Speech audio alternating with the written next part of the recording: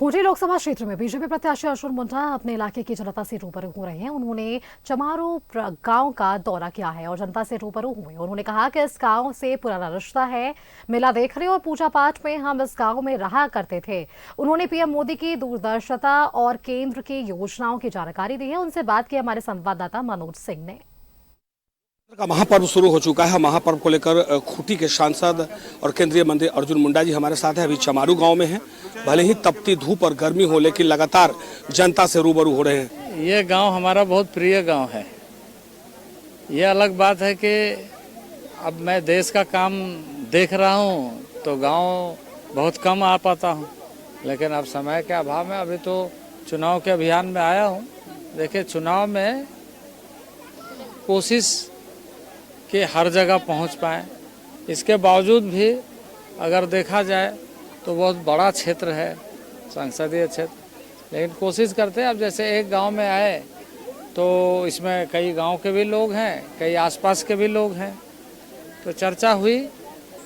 एक पलायन होना चाहिए, एक पलायन नहीं होना चाहिए। एक पलायन जो ज्ञान के बल पर होता है वो होना चाहिए कि कहीं भी वो अपने क्षमता के अनुसार काम कर सके, और एक पलायन जो शरीर का होता है कि कुछ भी काम मिले, कहीं भी जा कर के रोजगार मिले, पेट भरे, इस तरह का, तो वो पलायन नहीं होना चाहिए।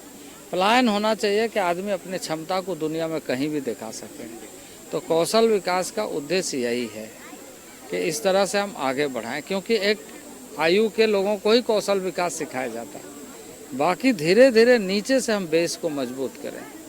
तो अब जैसे हमने एक खूंटी में कैंप लगाया था कि भाई इलेक्ट्रॉनिक्स के लिए कौशल विकास भी होगा और उसको रोज़गार भी मिलेगा। तो उसमें कैंप हमने लगाया, तो उसमें बहुत सारे बच्चियों का, खास करके +2 बच्चियों का, जो आगे डिग्री के लिए भी, डिप्लोमा के लिए भी पढ़ाई करे और ट्रेनिंग भी ले, और जिसको अच्छा लगे वो वहाँ पर रहे।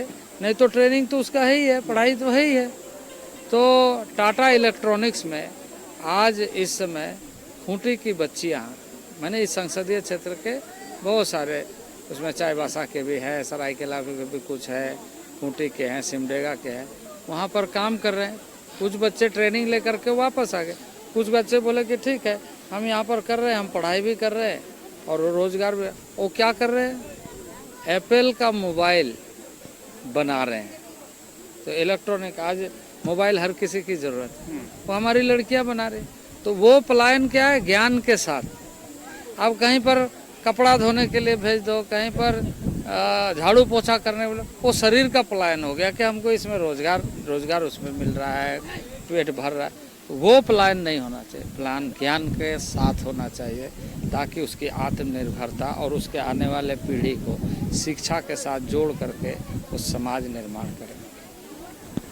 ये थे केंद्रीय मंत्री अर्जुन मुंडा जी, और सीधे तौर पे इन्होंने साफ तौर पे कह दिया कि केंद्र सरकार यानी देश के प्रधानमंत्री नरेंद्र मोदी का जो एक ड्रीम है वो एक लंबी सोच है। और अपने सहयोगी ऋषभ के साथ में मनोज कुमार, न्यूज़ 11 भारत, खूंटी लोकसभा निर्वाचन क्षेत्र।